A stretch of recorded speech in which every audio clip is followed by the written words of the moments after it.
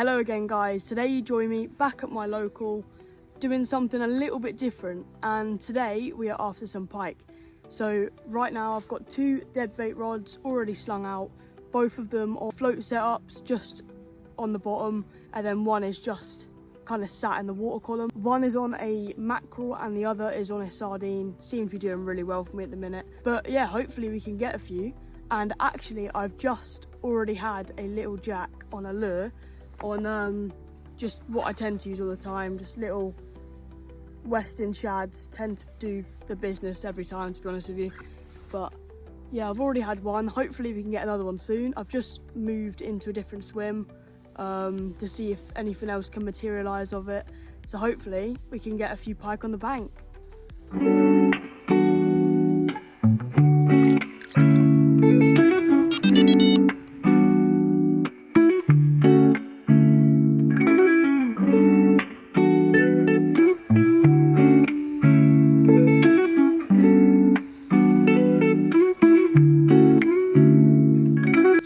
Right then, here's the result of that bite. £8, 2 ounces it was.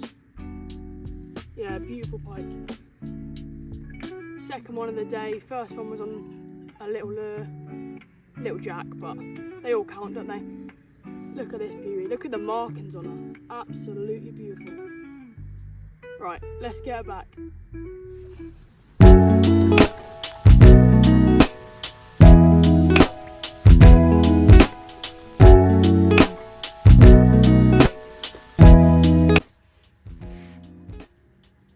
Right then, this is the third bite of the day. Seems to be going really well. Obviously had that little jack this morning on a lure. Then I had that £8, 2 ounce pike, and now this beauty. All on the same rod, all on the sardine, down that right hand margin. Seems to be doing the business, but over the moon to be getting some bites. Absolutely over the moon. And look at the colours on her. Amazing. Let's get her back then. Right then, so here we have that third pike just resting in the net, ready to go back. And just a quick top tip or a bit of advice for people new to pike fishing or people that don't do this already. It is very crucial that you rest your pike in the net, just because they are very, very sensitive out of the water.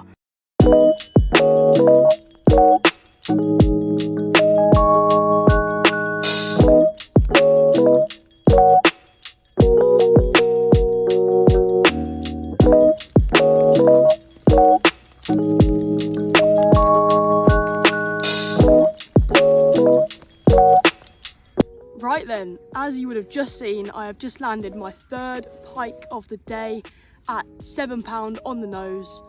Absolutely amazing. I'm super chuffed with that. Even just getting a couple of bites on this lake can be very hard, and I've already done that and still got a good 2-3 hours of fishing left. So hopefully we can get some more. However, I just thought with a bit of time, just before I get the rod back out, I'll take you through the rig that caught me these pike, which is very simple. Literally on here I tend to use swivel floats, but you can use inline floats as well. So on here I've just got a swivel float which is stopped by a bait stop and a rubber bead, and another bait stop and another rubber bead on the other side. And then down to that I have got a running lead, which just makes sure all the line is pinned down in the water column.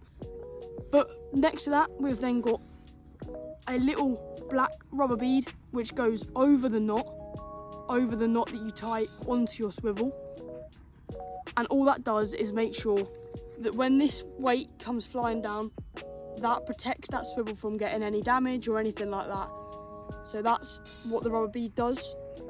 And then just down from the rubber bead I've then got my wire trace, and I tend to use like 14-inch to 15-inch wire traces. So down to that trace I have got a sardine, which I have literally got 2 sets of size 4 trebles, just one in the tailbone and one just behind the gill plate. And then, as I don't know if you can see, but I tend to use a bit of bait elastic just to ensure that that trace is pinned right to the bait, and therefore when it's sat in the water column, it has a perfect presentation all round. So the pike comes along and hopefully absolutely demolishes that and we get another bite. Right, enough of me talking then. I'm gonna get this rod back out and hopefully we can get another one.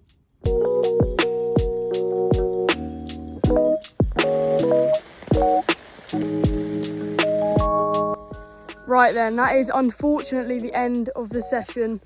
Ended it with 3 pike landed and none lost, which is good. But anyway, thank you very much for watching, and if you wouldn't mind, hit that subscribe button and I'll see you again soon.